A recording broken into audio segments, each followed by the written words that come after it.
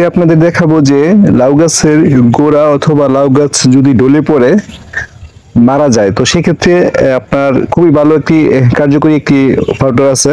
তো সেই ওষুধটার নামটা আমি বলে দিচ্ছি এবং নিয়মটাও বলে দিচ্ছি। তো এই ওষুধটা কিভাবে ব্যবহার করবেন, কতদিন পর পর যদি কারো লাউ বাগানে দেখা যায় যে একটার পর একটা লাউ গাছ আপনার গোড়া পচন ধরছে অথবা লাউ গাছ আর পাতা ডলে এবং লাউ গাছের যে কাণ্ড আছে এইগুলি ডলে পচে মরে যাচ্ছে, তো সেই ক্ষেত্রে একটা এই মেডিসিনটা ব্যবহার করবেন পরপর 3 বার। আশা করি আপনার ভালো করে রেজাল্ট পাবেন।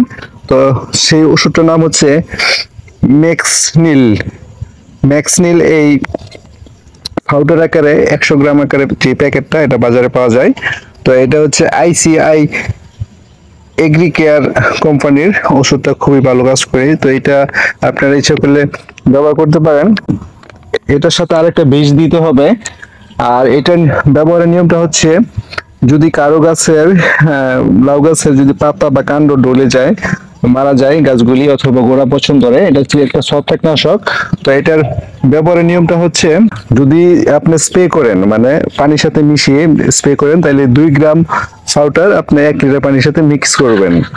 আর যদি গাছের গোড়ায় দেন, যদি গাছের কাণ্ড এবং পাতা ডলে যায় এবং গোড়া পচন ধরে, সেক্ষেত্রে কিন্তু আপনাকে এই গাছের উপরে স্প্রে করলে হবে না, আপনাকে গাছের গোড়ায় ওষুধ দিতে হবে। এই যে জটগুলি দেখতে পাচ্ছেন, এই জটগুলি ভিজিয়ে দিতে হবে ভালো করে। তো সেটা আপনি কিভাবে করবেন, তো এটার মাত্রাটা কিন্তু আরেকটু বেশি হবে। এটা হবে প্রতি লিটার পানিতে 3 গ্রাম আর স্প্রে আকারে 2 গ্রাম। আর যদি আপনি গাছের গোড়ায় দেন, যে গাছের গোড়া পচন ধরছে অথবা গাছের পাতা কাণ্ড ডলে যাচ্ছে, সেক্ষেত্রে আপনাকে গাছের গোড়ায় ওষুধটা মিক্স করে দিতে হবে।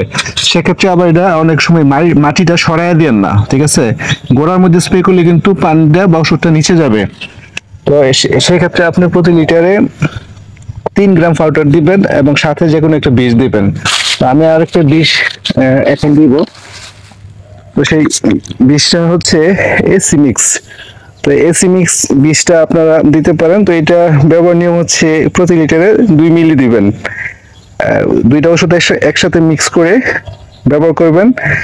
পরপর আপনার 5 দিন পর পর 3 বার দিবেন। তো আশা করি এই সমস্যার সমাধান হবে। প্রিয় দর্শক, ভিডিওটি যদি ভালো লেগে থাকে লাইক ও কমেন্ট করবেন এবং ভিডিওটি শেয়ার করে দিবেন এবং আমার ইউটিউব চ্যানেলটা সাবস্ক্রাইব করে দিবেন নতুন নতুন ভিডিও সবার আগে পেতে।